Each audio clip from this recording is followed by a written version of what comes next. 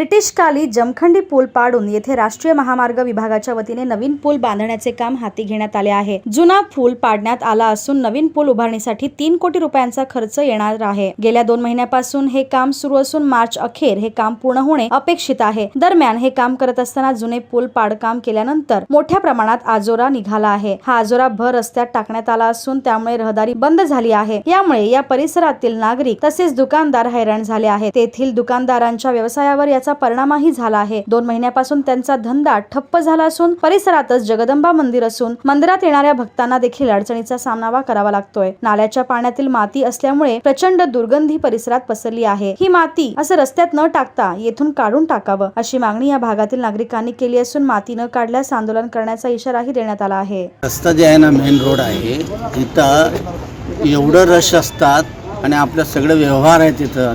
Photograph आहे, दवाखाना आहे, बँक आहे, देवस्थान आहे, तिकडे बी आहे।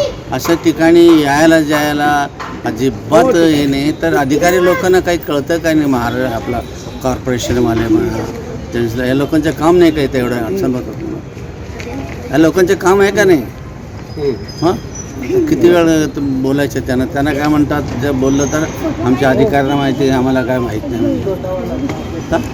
एवढं काय एखादा 4-8 दिवस असं 4-8 दिवस झालं तर काय हरकत नाही। 2-2 महिने झाले, अजून 2 महिने लागतात।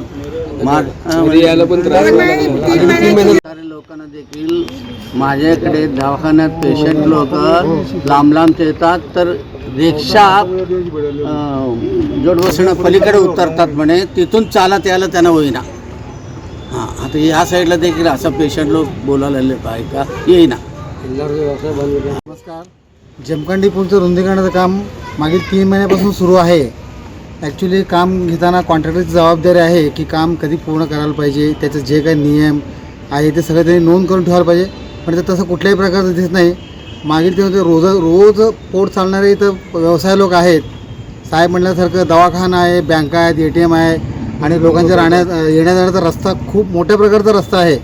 एवढी मोठी रहदारी असते की इथं यायचं म्हटल्यानंतर आता परिस्थिती अशी आहे की एखादा ढिगारा इथं उभा केलेत आणि काही विचारलं गेलं तर कुठल्याही जबाबदार व्यक्ती इथं कोण जबाबदार कोण काय घेत नाही आहे।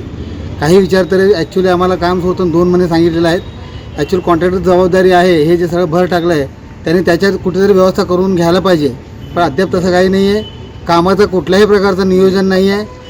आठवड्यातनं 2 दिवस काम चालतं, 6 दिवस बंद असतो, तरी याच्यावरती तातडीनं लक्ष घालून हे इथं रोज पोट चालणाऱ्या लोकांची व्यवस्था शासनाने करून द्यायला पाहिजे अशी मी विनंती करतो।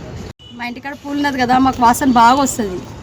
ఇంట్లో దగ్గరకు వస్తుంది, మేము ఎట్లా వంటలు చేసుకున్నా ఏం చేసుకున్నా కానీ ఇట్లా అన్ని వంటలన్నీ మాకు నాశ అవుతుంది। కానీ పడాలని చేయరు, ఎంత పడని చేస్తే అంత మంచిగా। మాకైతే ఇట్లా పిచ్చిలేషన్ లాగా అవుతుంది ఇప్పుడు ఇడైతే చూసారు పోతుంది, ఎంత గాడీలు ఆవాజ్ ఇన్నోళ్ళం, ఇప్పుడు ఆవాజ్ లేదు, ఏం లేదు, ఏం పని లేదు। ఇట్లా ఇదంతా వేసి అంతా వేసి గుట్ట మీద ఉన్నట్టున్నాం మేము, గుట్టలైనా మా ఇంటి ముంగట। या ठिकाणी जमखंडी पुलाचे काम चालू आहे। गेल्या 3 महिन्यापासून या ठिकाणी रस्ता बंद आहे आणि या लोकांना जे कोणी तर काम करत आहेत त्यांना विचारलं की तिकडचं तुम्ही काम करायला, तिथलं जे माती आणून इथं टाकू लागलेत, ते नाही ना म्हणताना 3 महिने झाले इथं माती टाकले। हे माती उचलून दुसरीकडे टाका म्हणलो त्यांना। दुसरीकडे मी पर्याय व्यवस्था बी दाखवली, इथं इक्बाल मैदान आहे, तिकडं अजून पाणी टाकीपाशी टाका म्हणलं तर ते लोक म्हणतात आम्ही टाकत नाही। इथं ते आपलं काय डेंग्यू आले, मलेरिया झाले, अक्षरशः घाण आहे। घाण नाल्यातलं त्यांनी गटार इथलं नाल्यामधनं उकरून हे सगळं इथं आणले आणि इथं सगळ्यांचं उपजीविका आहे। इथं बँक आहे, ATM आहे, बेकरी आहे, फोटो स्टुडिओ आहे, सिमेंट दुकान आहे, कपड्याचं दुकान आहे। इथल्या उपजीविकांचं अक्षरशः घराचं दुकानचं भाडा, लाईट बिलसुद्धा निघे ना इथनं। इथलं महापालिका एवढं बी विचार करीना की इथल्या लोकांचं। एक तर रस्ता बंद केले, पहिला 2 व्हीलर जाण्यासाठी सोडले 8 दिवस, नंतर आता पूर्ण बंद केले। इथं उपार बेकरीसाठी यायला म्हणलं तर गाडी तिथं रॉयल हॉटेलपाशी ठेवून यावं, गिराक असं येऊ शकत नाही इथंपर्यंत। गिराक दुसरीकडे वळू लागले, तिथं सगळ्यांचं प्रॉब्लेम आहे, एकाचं बी नाही। सगळे दुकानदार, ATM, बँक, फोटोग्राफर, बेकरी सगळ्यांचे प्रॉब्लेम आहे। या ठिकाणी अधिकाऱ्याला विचारलं तर PWD मध्ये जावा म्हणले। PWDला गेल्यावर स्मार्ट सिटीचं काम चालू आहे, तुम्ही स्मार्ट सिटीकडे जावा। महाडीचे साहेब एकदा आल्यावर त्यांना म्हणलो हे उचला साहेब, तुम्हाला विनंती करतो म्हणलो, हे तुम्ही जेवढं लवकर उचलणार तेवढं लवकर इथलं आम्हाला समस्या सुटणार. आणि तुम्ही एका ठिकाणी रस्ता बंद करा, एका ठिकाणी वाहतूकला सुरू करा, आणि एका ठिकाणी सुरू केले की इथलं सगळ्यांचं उपजीविका चालणार ना. आणि याच्यावर येत्या लवकरात लवकर 4 दिवसामध्ये जे कोणी जिम्मेदारी आहे, अधिकारी आहेत, त्यांनी इथल्या लोकांची समस्या पूर्ण करावेत. जर नाही केलं तर येत्या लोकसभेला इलेक्शनला आम्ही बहिष्कार टाकणार आहेत ना सगळ्यांचे.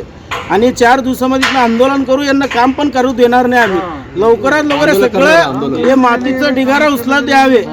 जे कोणी अधिकारी असतील, जिम्मेदारी असतील, कोण ठेकेदार असतील, इथलं माती हे लवकरात लवकर काढून दुसऱ्या ठिकाणी टाकावे.